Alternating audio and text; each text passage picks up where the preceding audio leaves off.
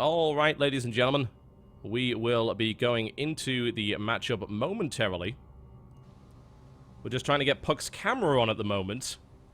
It's currently, unless PuCK is actually, I mean, this could be PuCK, you know, PuCK could actually be a small spinning circle in a black room. That is a possibility. Yeah, well, maybe he wants to outdo Minigun's dark room from before, so...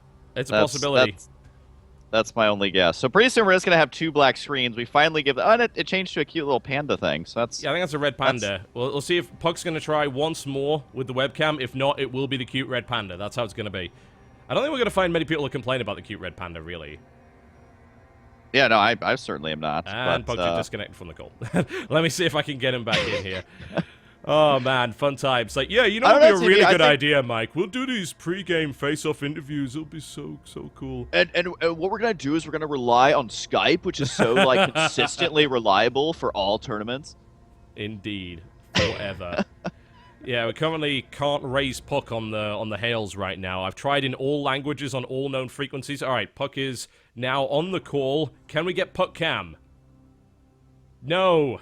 All right. Which is hilarious because we had PuCK cam earlier. Yeah, we did, but now we're not getting PuCK cam. All right, it's fine, PuCK. Don't worry. We'll go with cute red panda, and we will go with cute minigun. So that works out pretty well. Okay, here we go. All right, folks, welcome. So it's been just a short time. Minigun, how are you feeling after that win? Pretty good. Always nice to 2-0. Yep, absolutely. That looked pretty dominant for you. It didn't look like you had any problems, really. Yeah, just was able to scout his cheese before it hit me, which was nice. Not much more to say about them. What do you think about that 2 racks opening, actually, from Maker? That was a little bit old school, but it didn't really get anywhere. I don't think it's any good because the Nexus cannon just shuts it down completely for a full 60 seconds, and that gives you enough time for the gateways to turn on and whatnot. Yeah, certainly. So I don't particularly like it. Yeah, that's fair enough. I think that's a reasonable assessment. That was kind of what we were thinking as well. It's like, will this really do anything? Like, maybe if the Nexus... Maybe if the Mothership Core was caught out in the center of the map and killed by the Marines, for instance, then it would have done something, but even then, it's... Yeah, he tried to deny the natural layer and it did not work. Alright, PuCK, well, after watching that, do you find Minigun any more intimidating than usual? Can you hear me? I can hear you just fine, PuCK. Okay. No. Nope. I mean... Chad's been pretty dominant PvT. Like, last season, I think he finished with above 70% win rate versus Terran. So, not too concerned. But me and Chad go through weird stages where he can beat me nonstop, but then all of a sudden I take over and he can't beat me. And then, I don't know. Most previous, I haven't lost to him in like the past 4 games, but that might change. Now, Minigun, I had to say, PuCK did pretty damn well against your Protoss teammate Sage yesterday. Does that intimidate you in any way going to this match? A little bit, but PvP can be kind of coin flippy. I know a lot of people won't agree with me on that, but you know there are a lot of build order disadvantages. I didn't actually watch the game, so I don't know how each player opened up, and the opening build contributes quite a bit to how the game plays out. So I'm not sure. That's very true. I'm intrigued to see where it goes between the 2 of you. So, let's get into the game. No doubt you guys are itching to tear massive chunks of flesh from each other. So, PuCK, any last words for Minigun before you get into this game? I don't know. How's it going? This is the most mana BM I've ever seen, man. Minigun, final words for your opponent before we get into this game? Just good luck, have fun. GLHF. Good luck. Alright, we're going to be seeing another team kill right here between these 2. Will PuCK be able to make his way through and take the straight up 2-0, go through as the winner of this set into the round of 8, which is a great situation to be in, or will we see Minigun be able to show some dominance? And I've got to say, you know, Minigun has been looking pretty good going into this. Husky, what are your thoughts? Yeah, I was just thinking about that very question, and so far, if I was a gambling man, I'd be 50% up, 50% down, so breaking even. So I'm gonna make a prediction just to keep the trend going, so everyone can make fun of me. I want to say that it's gonna be Minigun with a 2-0. That's going to be my prediction Yeah, there. Wow, But, that's dicey, man. I'll hold you to that. You want to put some money on the line for that? You want to make things interesting? Oh God, I'm so bad. You know what? I will. I will All bet right, you how five. much?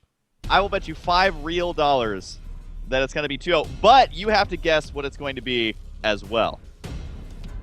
All right, I think I can cope with that. PuCK's overlay just disappeared for no apparent reason. What the? This is really weird. Like, okay, I'm not actually sure why that happened.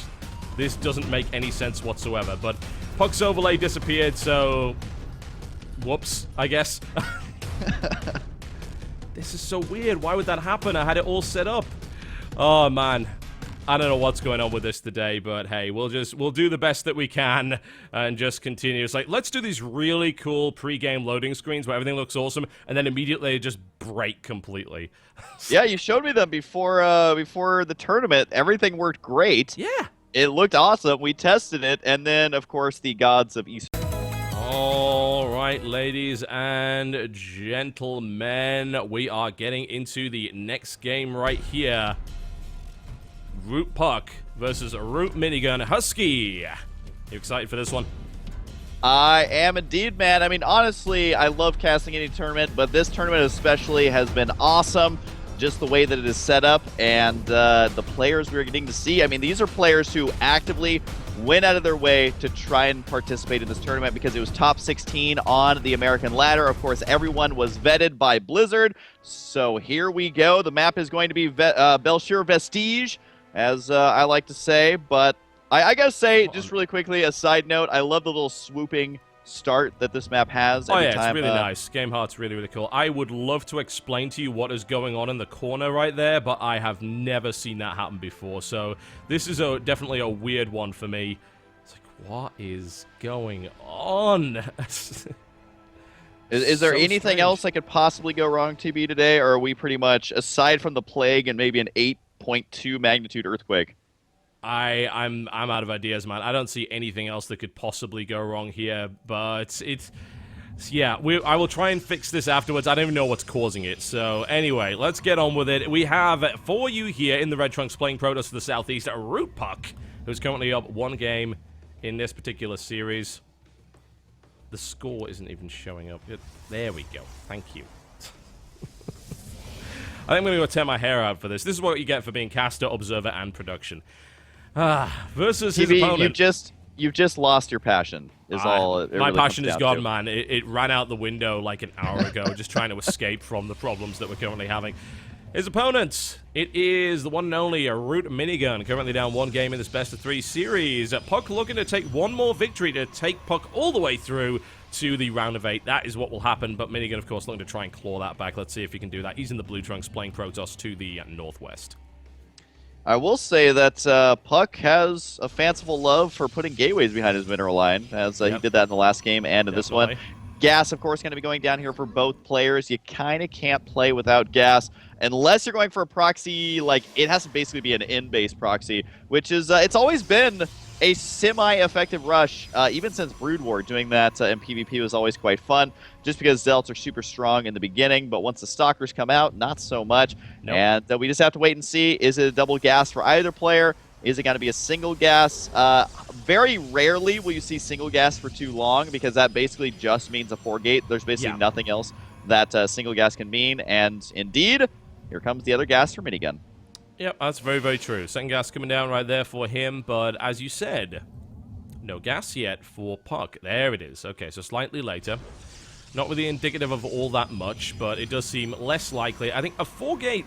4-gates, like, would just be a build that I don't think would work very well in Heart of the Swarm anymore. Not in PvP, not with the Nexus cannon. I don't see how you could really make that work out all that well.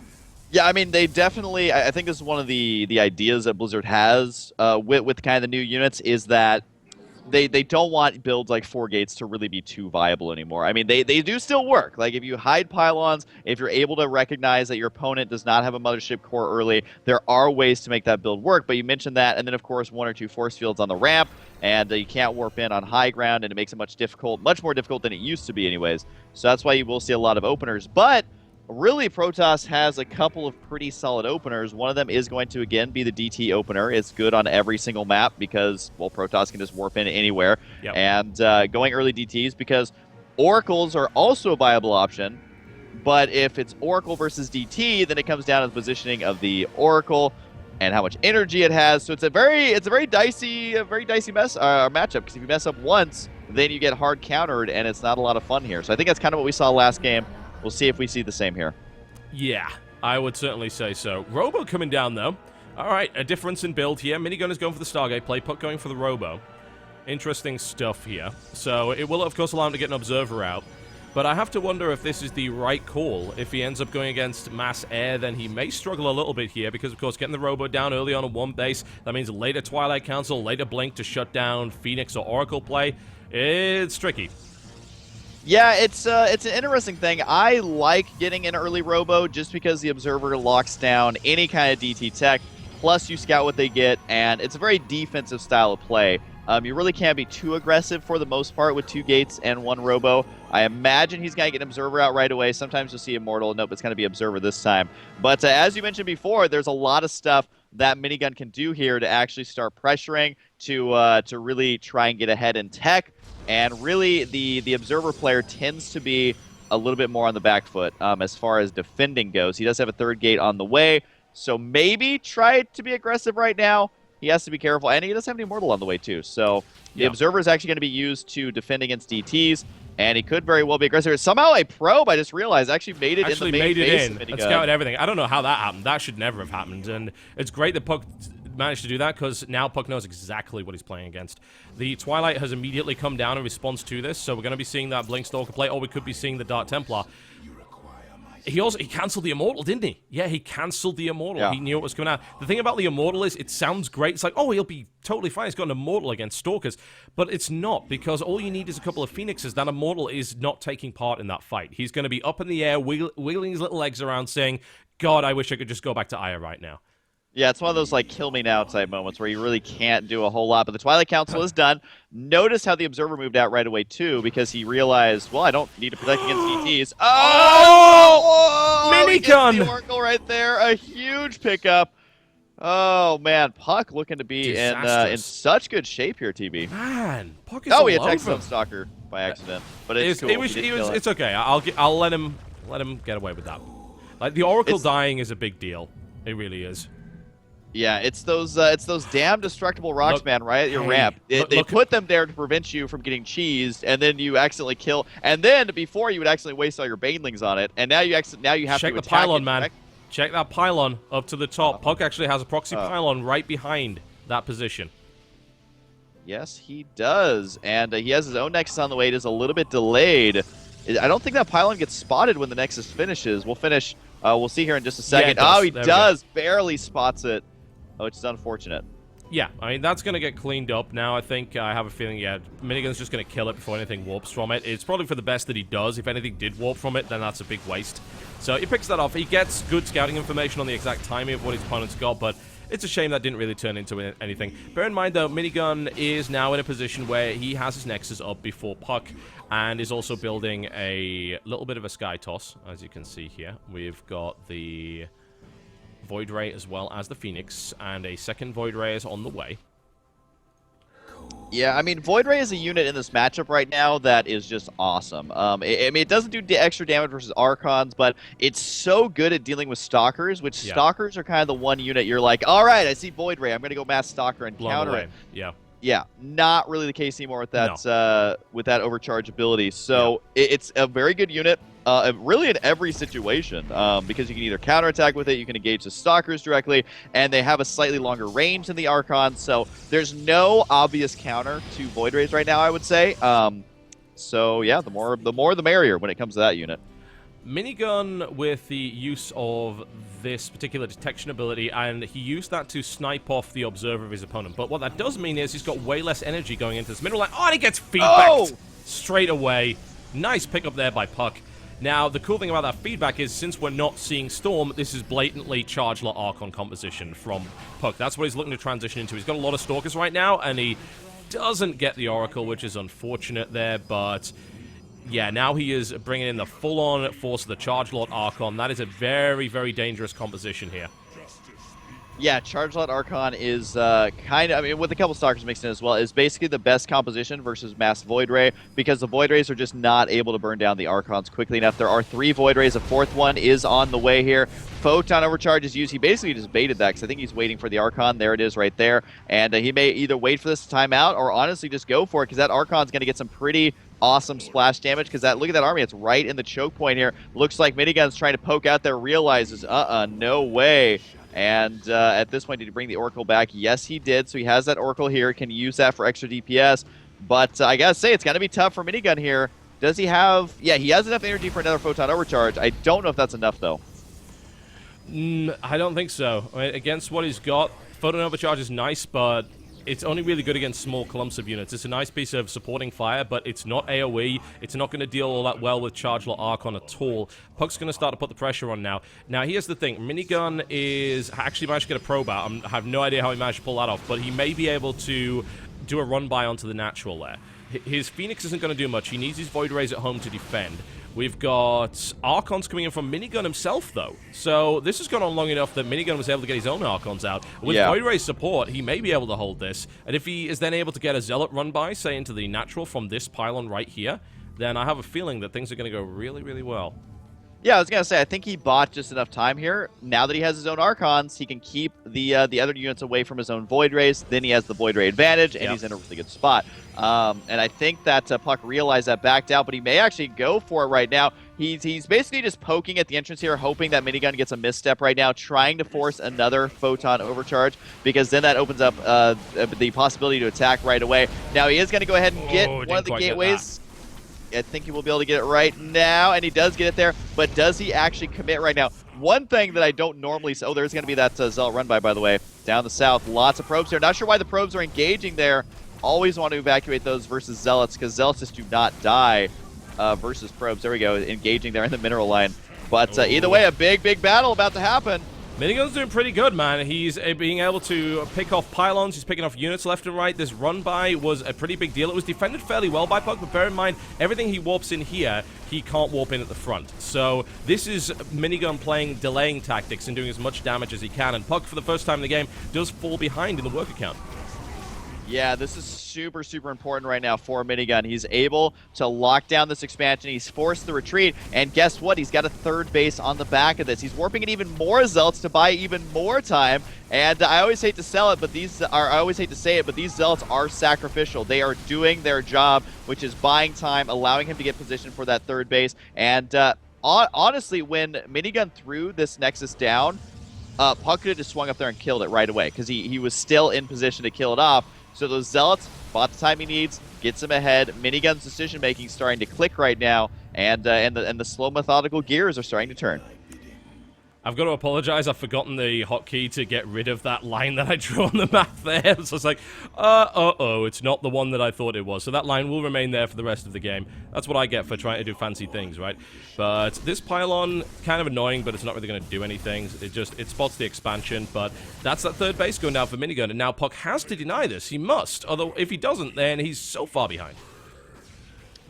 Yeah, God, he's got to be so careful. I mean, this is so many Void Rays and so many Archons. I think it is Shift Q to erase your drawings. I just looked it up in the little menu thing. Shift Q? Oh, thank you very much for that. There we go. Awesome. Hopefully that worked. Anyways, there's going to be a big attack up here as he is killing off the rocks right there, and double gateway able to block that off for now. Minigun, I gotta say, overall has been a really passive player in almost all the games that we've seen out of him.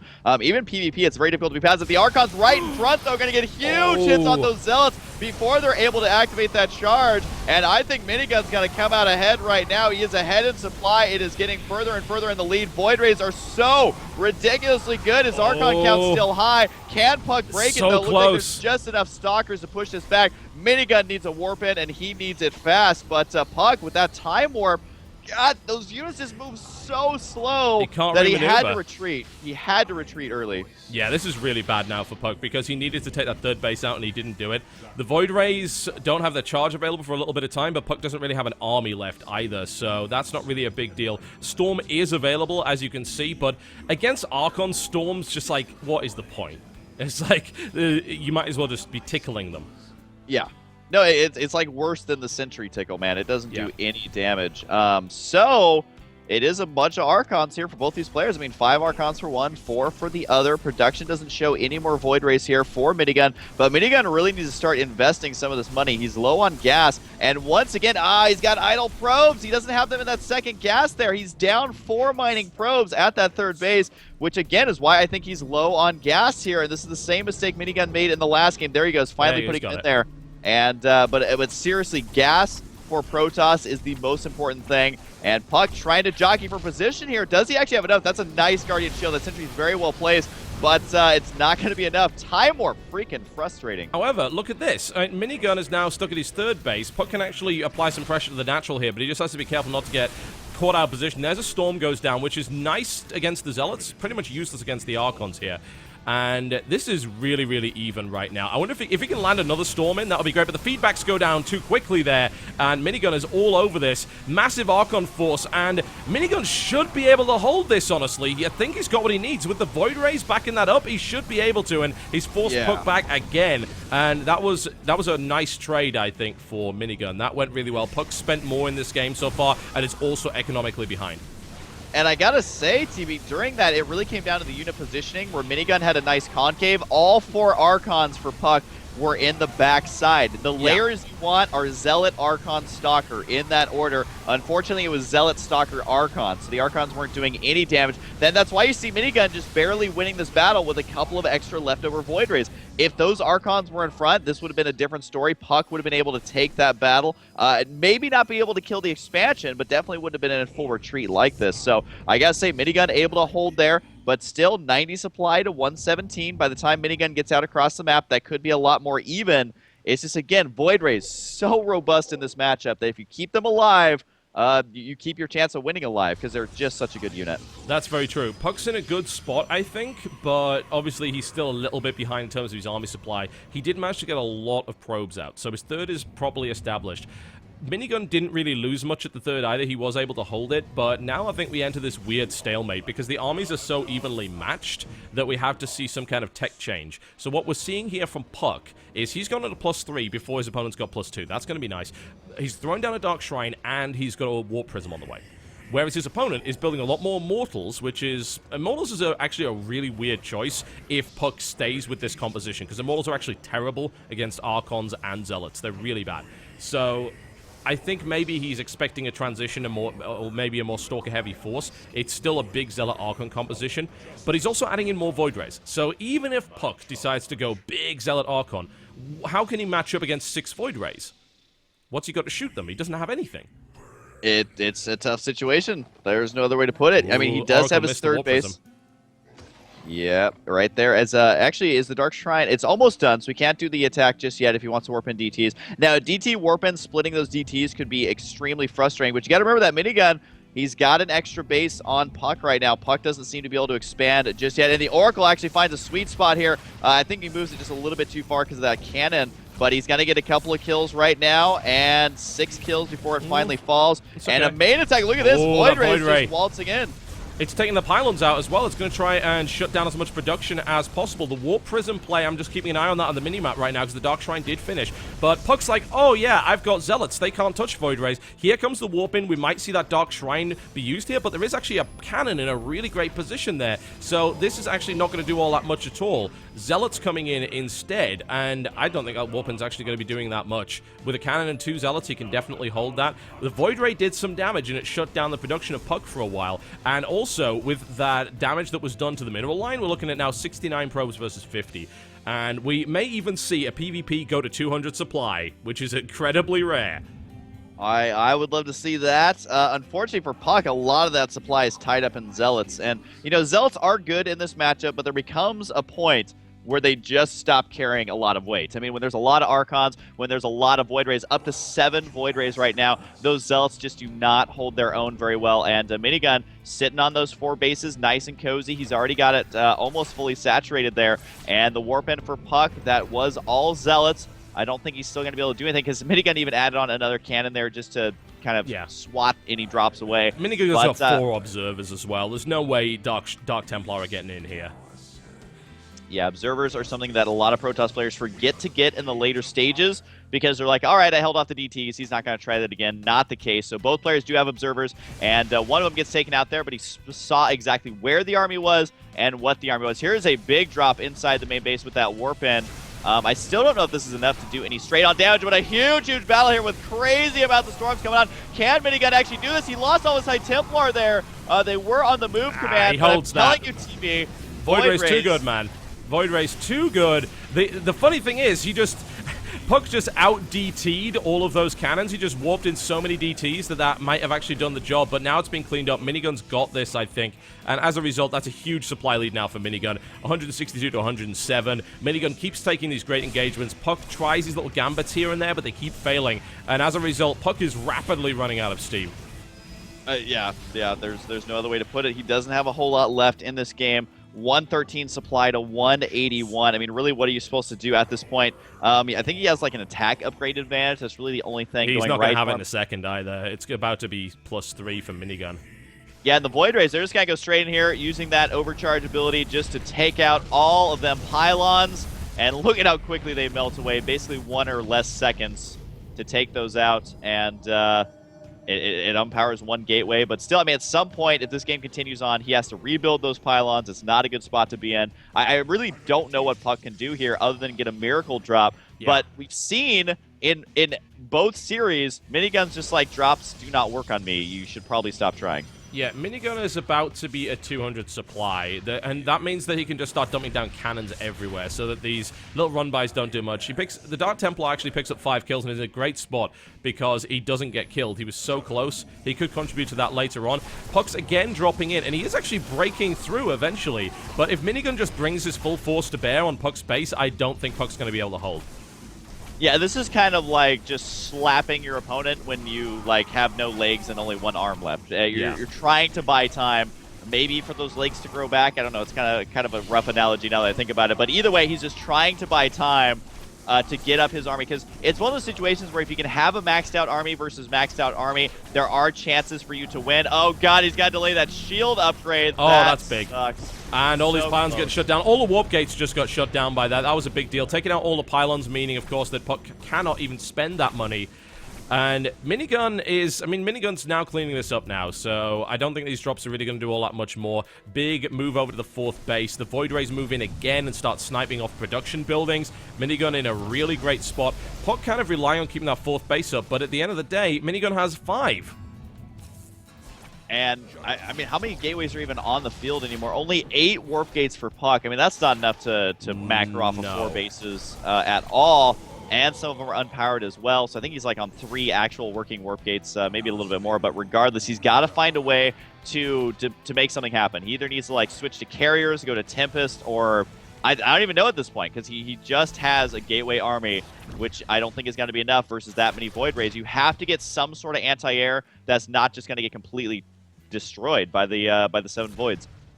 That's very true. PuCK once again going in and gets shut down by 5,000 cannons. So I think this is the real problem with it. Another run by, he's trying to take tech out here, and I do like that. You know, that's a good option, but that's not going to actually kill it. There's no way. He gets the lift on 1 to prevent the damage. He gets the evacuation, which I like. You know, it's just Zealots chasing around a Warp Prism, which is really, really derpy. But here's the thing. Minigun has not brought his force to bear, and PuCK has had a chance to gain over 40 supply more than he had previously. So PuCK could hold, but this natural is completely undefended, so PuCK's going to have to move backwards, and Minigun, unless Minigun gets caught in a really awkward spot, he should still be able to take that fight. Yeah, and he is going to be doing a counterattack over here. Minigun playing smart, saying, all right, your army can't be everywhere at once. He is going to try and hold this off with a warp-in of sentries. With the force nice. field, Look at that actually force be enough field. there. That's really nice. He's going to hold this. That's really, really good for him. But the thing is that he's going to lose his natural in the process, or maybe just take minor damage to his natural. I guess, you know, it was cleaned up quickly enough that Minigun's like, oh, I don't want to go in here. But he warps. He gets through. Oh, Blink's going to get shut down. That isn't going to finish either. I'm actually surprised it took that long. This is a 31-minute PvP. This generally doesn't happen at all. So who knows where this is going from here. Trying once again to take out more tech. He's going to be able to do that quite nicely. PuCK's drops are not really happening now, so this is getting really, really awkward. Minigun actually is going to take this base out, and PuCK is going to be in a terrible spot if he loses this, and down it goes. PuCK only has 1 functional mining base now, and it's very close to being mined out. Yeah, I want to say PuCK has enough money to get maxed out, and that's it. His income took a big hit there. His production and tech have taken a big hit, so he's just going to rely on getting out a maxed out army and just going for it. Thankfully for him, he was able to take attack this base when the army was out of position, so he's going to focus down. The Nexus may full-on retreat here.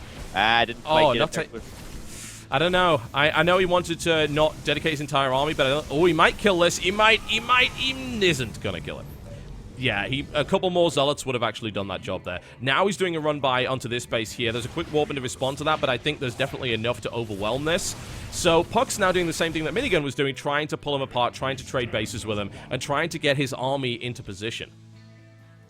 Does recall just the Void Rays here, which is going to be enough to clean this up once again. Does end up losing one of those Void Rays, which keeping those alive is ideal. The Nexus on the left side did get taken out by a couple of DTs over there. He still was not able to kill that top right side base here, so I don't know if that's going to be nearly enough. However, well, I guess PuCK actually lost a lot during that. 158 supply to 198, still staying behind.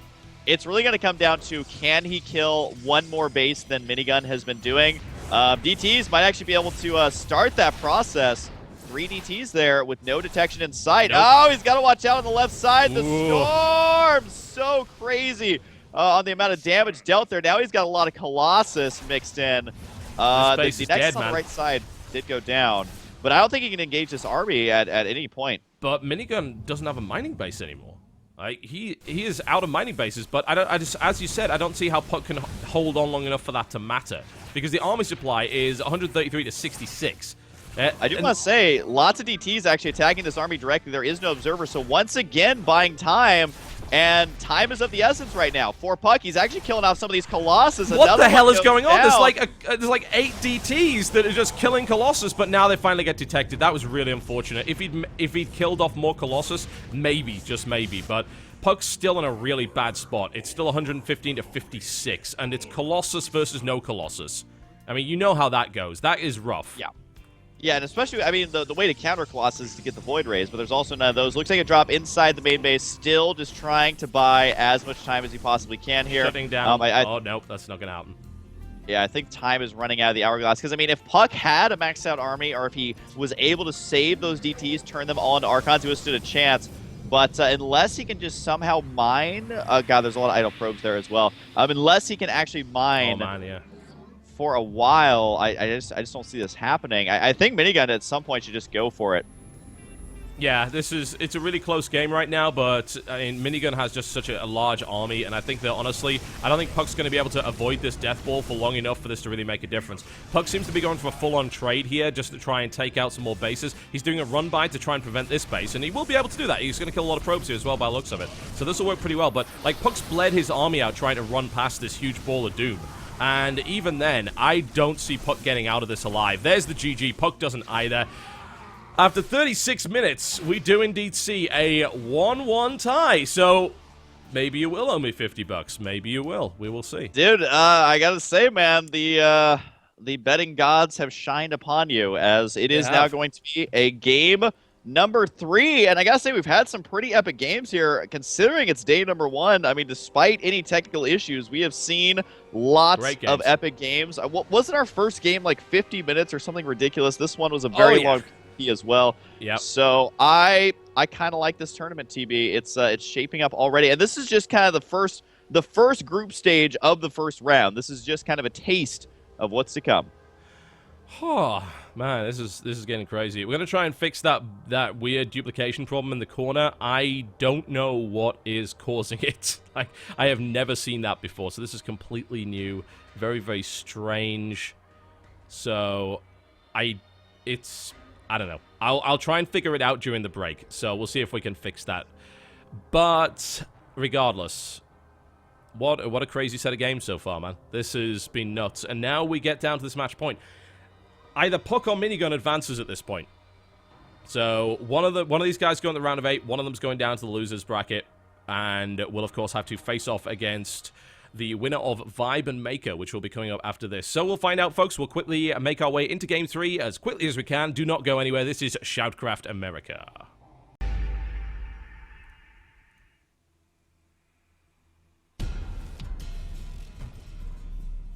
Mike Lamond, a.k.a. Husky Starcraft, you ready to pay me $50? John Bain, I hate you. That's all there is to it. It's getting dangerous close. I don't know if people know this, but I am notoriously, I wouldn't say against gambling. I just personally have never done it ever. This is the most money I've ever put on the line, and at this point, there's no chance of me winning money. I mean, that's already that ship sailed a long time ago. Man. Yeah. So at this point, I'm just looking. I actually have a $50 bill on my this is super stupid, but I have it on my table right now, and I'm like, no. No, you do not want to go to that man's hands. So we will see, though. Of course, my betting habits have nothing to do with how this game is going to turn out. And honestly, Team Root showing us that they're all at about the same level as their games have just been so close every single time. That was a really good PvP, man. I generally don't see it get to that stage, but getting 4 or 5 bases versus each on PvP, that was pretty crazy. It was really, really close. All right, we're going in. We're going in. I fixed it! I fixed it! I have no idea what caused it, but I fixed it! It's cool. There we go. I am plugging holes in this down with my toes right now. That is how it is going to be. All right, ladies and gentlemen, Whirlwind, cross position right here. In the red trunks, playing Protoss to the southwest, it is ROOTPuCK versus his opponent. In the blue trunks, having clawed his way back in that game and played a really nice example of late game PvP. Can he do it again to advance to the round of 8, or will he fall to the loser's bracket? In the blue trunks, playing Protoss to the northeast, it is ROOTMinigun. I was really hoping for those epic voices once again, but... Sorry, man, I can't. I only just got one screen working. I can't make 4 more. Just, sorry, Clutch. I'm retiring you for this broadcast. We will get this sorted out for week 2. Yeah, I'm sure he'll be A-okay with that. I do know that he is tuning in. He was tweeting about it and all that good stuff. So, of course, thank you for lending your sexy, sexy voice. As the map, though, Whirlwind, which is quite a large map, by the way. Big and we do have cross spawns coming out right now. Now, the size of a map doesn't matter nearly as much in this matchup just because of this little fanciful thing known as warp gate technology, which would have been quite nice in Brood War, but of course we get it here in StarCraft 2. And what that means basically is that things like 4 gates can still happen, and these games can end surprisingly quickly. That is why PvP is always just such a terrifying matchup to play in, is because if you don't scout something like a DT tech, those DTs will be in your base immediately. So you have to be very, very careful. Yeah, certainly. And this can be a game like that. It's so hard to find the pylons on a map this large. They can be anywhere. They often are. This is why it's a weird map for it. It's probably why it's the last map as well. This was, of course, not vetoed. This means that the final map is whatever's left, which is Whirlwind. So we saw the other 2 maps vetoed down, and I'm really interested to see where this goes. I mean, this map is okay for airplay, because obviously the size of it means that if you're using Phoenixes or Oracles, then you have the ability to kind of control the map just a little bit more. And maybe that works. Maybe it doesn't. But we might just see both these guys macroing up, and we may see a War of the Worlds. The really old school style of mid-game to late-game PvP, which is just who has the most Colossus. Yeah, man. I mean, I'm trying to make a prediction on exactly how this game is going to play out. Of course, my predicting skills so far have been not up to par, but I mean, if you have a big death ball, it's a slow-moving process to get that ship sailed all the way across the map, because it's slow-moving, and that opens you up to lots of counterattacks. But do you go for blink stalkers? But then you have a lot of surface area to try and cover. So I really am curious to see exactly how they decide to play this out. Is it an aggression opener? Is it just try and end it with a bunch of warp gates? Is it going to be the Stargate for harassment? We do have the double gas here now for both players, and this is about where you're going to start to see tech once those scouting probes are denied. That is very, very true indeed. I'll tell you, just a small thing I liked about PuCK, knowing that this map is very large, he took the gateway slightly later, because he knows, I don't need it. It's okay. I don't need it that early. And now we're going to see Stargate tech from both sides. Will we see that double Oracle backstab again, which actually caught Minigun completely off guard this time, or will we see something different? Minigun played that big Void Ray style, which worked really, really well. Those Void Rays paid for themselves 100 times over in that game. And I think seeing more Void Rays here would be a good choice. Is it going to necessarily be Void Ray opener? it's kind of hard to tell. Minigun is dropping down one pylon in the center of the map. I think he also, a couple moments ago, he canceled units in the gateways to start the Stargate a little bit earlier there. So both players dropping that down at the exact same time. And then, of course, going to be following it up with some gateway units out of there. So right now, very similar for both players. One Mothership Core has spawned. That one's going to be for Minigun. We don't see one for PuCK just yet. And looks like he's going to send it directly to the center of the map right now. Is he going to be aggressive with this? Expansion coming out from PuCK. PuCK is certainly going to be the defensive player. PuCK has no pylons on the map. So he was trying to put one there, but Minigun caught it out earlier and killed the probe, which is huge. So Minigun has got to be the aggressor here, and PuCK has got to be on the defense. That means PuCK is going to get a Mothership Core out. The problem is this Mothership Core comes pretty late, and we're not going to see a photon overcharge if Minigun attempts to try and deny this natural, which I think he will. He's going to try and pick this off, and with no photon overcharge, it's going to be very difficult to hold this. It may very well be that PuCK actually has to sacrifice that. He really doesn't want to if he can help it. Warping in a couple Zealots here would help kind of turn the tide of the battle. This Sentry is going to play a pivotal role here as well. Does he Force Field? Does he Guardian Shield? He does have a slight advantage. Now, I don't think Minigun's going to be able to get this unless he reinforces it, but keep in mind the Oracles for both players are moving out. It's going to get really awkward here in just a couple of seconds for both these players. It looks like PuCK's the one who's undefended right now, though. He's got to try and back up. This Oracle just going to town, and what are you doing, Stalkers? They're going the wrong way as he does transfer those away down to the natural. But Minigun, he's kind of everywhere at once right now. There's the Oracle coming in. It doesn't kill anything. Great warp in there. But look at this. This is up. He can use the cannon. Minigun recalls out. Nice. But, you know, the cool thing about that was, I suppose, that PuCK actually couldn't use the cannon. He was like a couple of energy short on there. But, yeah, Minigun recalls out. So, let's look at the cost. Because PuCK lost pretty much the entire mineral line there. So that there was no mining going on in the main base as a result of that Oracle backstab there at all. PuCK moved all of the probes that could stay alive down to the natural there. But that Oracle from Minigun was devastating, whereas the Oracle from PuCK didn't do a thing. That was shut down immediately. The plus side is that PuCK gets the Nexus up earlier than Minigun, but not by that much for it to really make a difference. PuCK's going to have to be chrono-boosting probes heavily here, but PuCK is now out on the map and wants to be aggressive. PuCK does still have that Oracle, kept it alive, whereas Minigun lost his. Yeah, he actually just now lost it. He was attempting to attack a base that was photon overcharged, so that didn't quite work out for that Oracle. It did get taken out. Here's going to be the Oracle for PuCK right now, going to be moving up to the top right side. The Phoenix here, though, to lock it down. And honestly, just needs to go for a couple probe kills here. That's all you're going to get. Getting out there. So that's like, what? He targeted the ones on the gas, which means he actually missed out on that. That was not good at all. And a battle at the natural, too, did not work out for PuCK at all. The force fields there, cutting that in half. So both players just trying to poke and prod, not really like going all in with an attack, but definitely trying to find a weakness in the defense here. All right, well, we're in a bit of a stalemate situation right now with Minigun with a slight lead, I would say. He's adding on a couple more gateways. He hasn't taken more gas on his natural yet. He's only going to be sitting on 3, which indicates to me he's going to stay on a lot of gateway-heavy units for a while. We'll see what it is if he decides to take. The first upgrade is going to be coming from PuCK, because PuCK is building the Forge much earlier than Minigun is. Minigun, of course, is dedicating his gas to Void Rays right now, so we've seen that they can be extremely effective. The question is, I suppose, where does it go from here? If Minigun isn't really able to do any damage to PuCK, then PuCK will be able to catch up. PuCK's also taking a different tech path. The Twilight Council is coming down.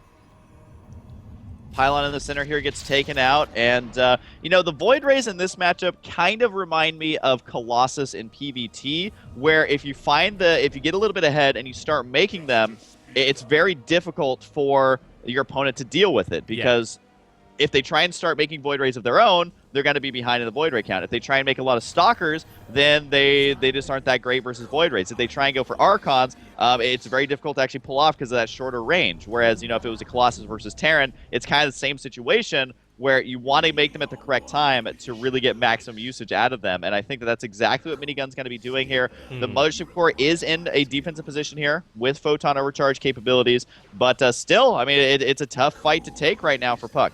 Yeah, it's a tough fight to take for Minigun, though, as well. I mean, PuCK's trying to get this, and will be able to get this pylon to complete. Oh, never mind, cancels it, I guess. It wouldn't have made a lot of sense with that coming in. Those force fields did not work out well for PuCK at all. PuCK, of course, hoped to catch something there, didn't get it. Phoenix gets picked off by the Photon Overcharge, but that really, from Minigun was kind of more of a bait, as far as I'm concerned, more so than anything else. However, Minigun is now backing off, thinking, oh, well, I might get attacked. That's actually not true. There are no pylons out on the map here for PuCK, so he could have continued with that attack, but to what end? Yeah, it's like you want to run up a ramp against force fields and photon overcharge? No, you don't really. You want to try and get your tech rolling. You want to get a good army that allows you to break that position. And that probe was the luckiest probe I think I've ever seen. It apparently everyone was on move command there because that entire army just waltzed past it. And what that means is that well, the probe can drop a pylon anywhere. Oh god, I think these random stalkers are actually going to find him there. And yes, he does. So he was the luckiest probe alive, but not for long. Nope. And what that means is no pylons anytime soon for PuCK. He's still behind in supply. This is where the snowball effect starts to kick in. 84 supply to 112 here. He does, however, have his third on the way a tiny bit earlier. The problem here is that it just started, so it is a ways out yet. Yeah, that is very, very true indeed. Well, PuCK's continuing to build up that army, but we're going to see the charge coming in here, but he's also going Colossus this time, which is a little bit of an interesting change. Before that, of course, he was going for the charge Archon style, but there is no Templar Archives down for him right now. So that's not having it. A great Oracle backstab here from Minigun, but unfortunately shut down there by PuCK. He does get out with the Oracle, though, so he gets 2 kills, disrupts a little bit of mining, forces the Stalkers back. He's in no position to really attack here, but PuCK is taking a third. And Minigun is showing no signs of doing that yet. So if PuCK is left alone for long enough, then he will be able to get into a good position. Yeah, and I mean, that's kind of the way you have to play Protoss. I mean, just in watching a Crank game recently, actually, he was doing this where if you're behind, you just keep running your army around and buying as much time as you can. Exactly, yeah. Because as Protoss, you want to get... It's not even necessarily getting a big death ball anymore. It's just trying to even out the supplies in late game tends to favor... it tends to favor Protoss, but in this situation, it tends to even things out in a big way. So if he can buy the time, get this third base up, just mine a couple of probes there, it's got to get him back on track. There's the third base for Minigun now. So really, I think it's kind of up to Minigun right now to make something happen here. Surprised to see PuCK take these rocks out. You would think he would want to engage at that choke point from the high ground, but does decide to go ahead and clean those out, sharpening his side blades. And Minigun, is he up to 4 voids, or does he have more than that now at 5? Yep, he's at 5, but only 4 together. This is going to hurt a lot. And PuCK oh, god, wait. Colossus in the middle of the map, just as a heads up. Yep, I'm just keeping an eye on that. So Minigun is now going to hit this Nexus, and there's no defense. The Mothership Core is out of position, so we're going to see no photon overcharge. It did less damage than it could have. I think he could have focused that Nexus down, like potentially using charge there. He may have lost the Void Rays in the process, though, so maybe it wouldn't have been worth it. But that disrupted some mining, and that's going to be a constant threat now. It can get in there, get on that. And I love the way that Minigun keeps his Mothership Core with the Void Rays so he can recall them. So if they get in trouble, he can get them out of there. And that's something that we've seen not as many players as you might think do, is use that Mothership Core with little bits of hit squads while you macro back in your main base. Because, to be quite frank, Protoss hasn't had much counterattacking, multi-prong attack capabilities in the past. No. They just haven't. And so now that's why they added the Mothership Core, is to add for that kind of play. Minigun really utilizing that extremely well right now.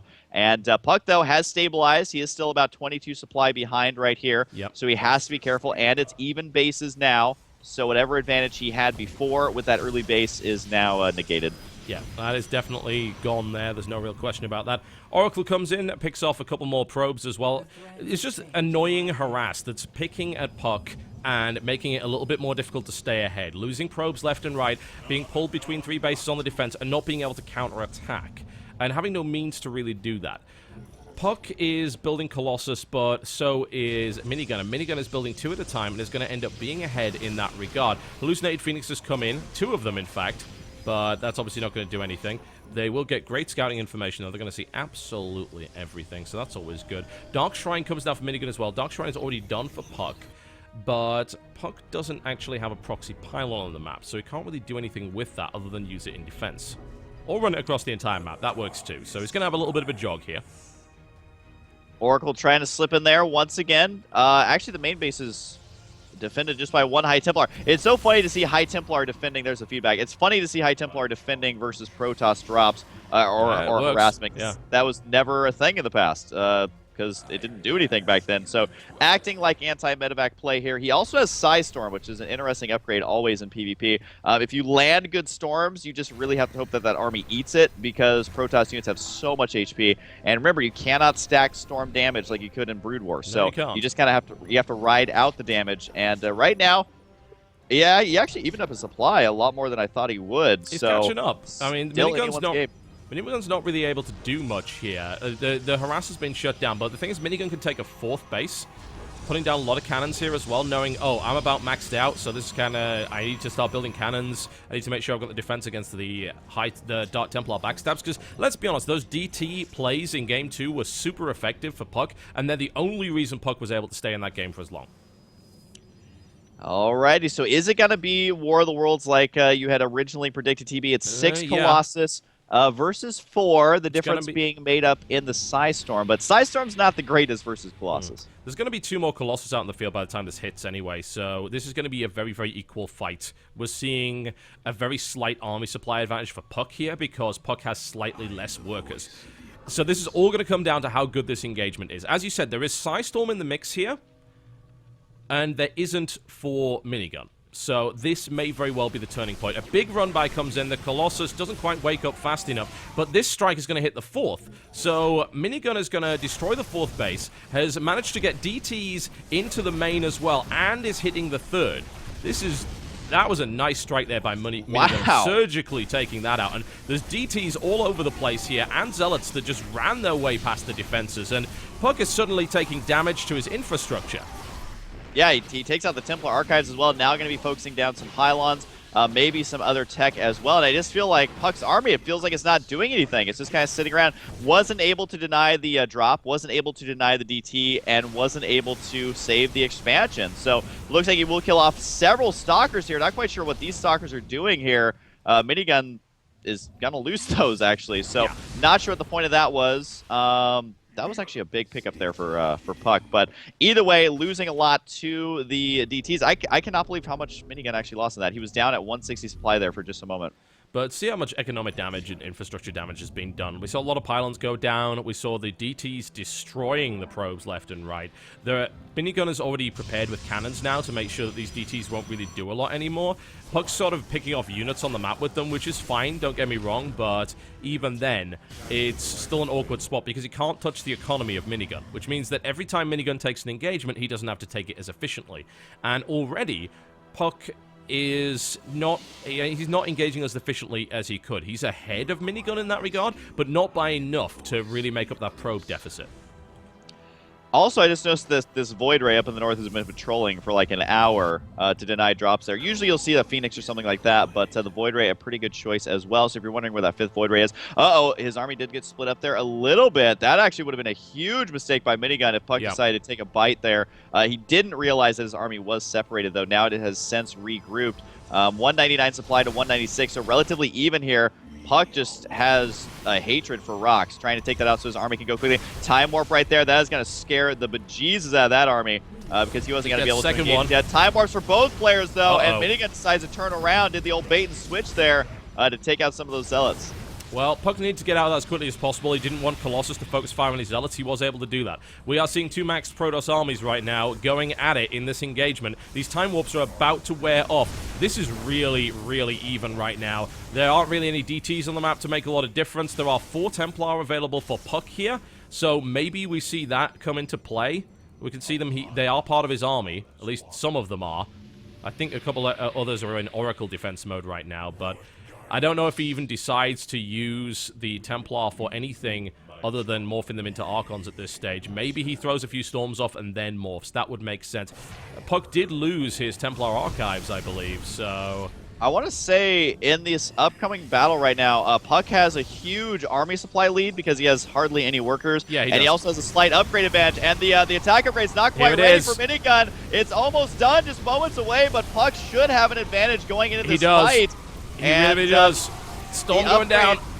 The upgrade for Minigun just now finishing, but it's too little too late. But the Void Rays, no, they're not going to be enough here. It looks like PuCK sweeps through there. It came down to the upgrade timing. It came down to the army supply advantage. However, you got to remember that Minigun has more money to burn through. I mean, look at this. He has 4,000 minerals. Yeah, he's getting a big counterattack here, but he needs units, and he needs them right about 2 minutes ago.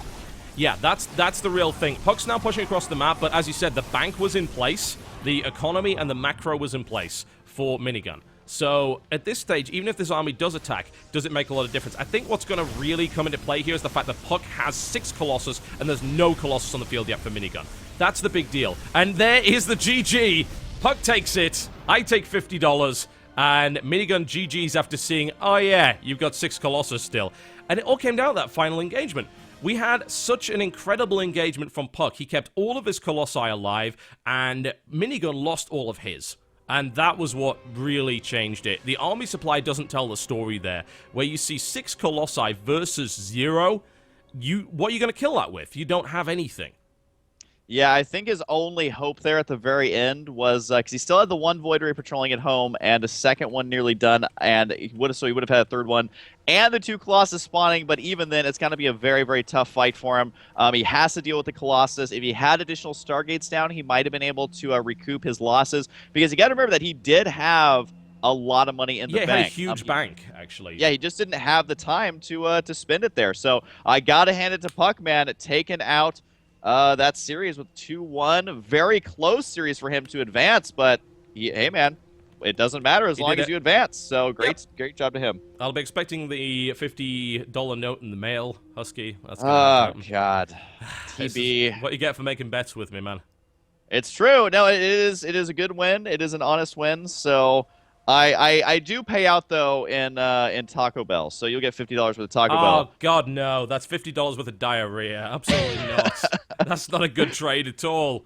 But anyways, such an epic start. But what do we have coming up next, TB? All right, well, so Minigun is in the losers final now, right? So that leaves 2 players to battle it out for elimination. PuCK is through. PuCK is through to the round of 8. That's guaranteed. So great play from PuCK. And now we have to find out who goes through from Maker and Vibe. Both those guys lost their first game, so Maker and Vibe will be going at it. We may see Maker eliminated, and we may see an all-Root bracket left, or we may see Vibe go down, which would actually be, I think, a big surprise for a lot of people. It's going to be close. Maker didn't really put on a great showing in the first game. I don't think that Hellbat style really worked all that well against Protoss, but it does work pretty well against Zerg. So if he wants to try those more aggressive openings, I think he'll probably have better luck against Vibe. We'll find out, though. That's going to be going on after the break. We'll, of course, be bringing you the interview between Maker and Vibe, and then we will find out exactly who goes out, the first player to be eliminated from ShoutCraft America. Don't go anywhere, folks. We will be right back.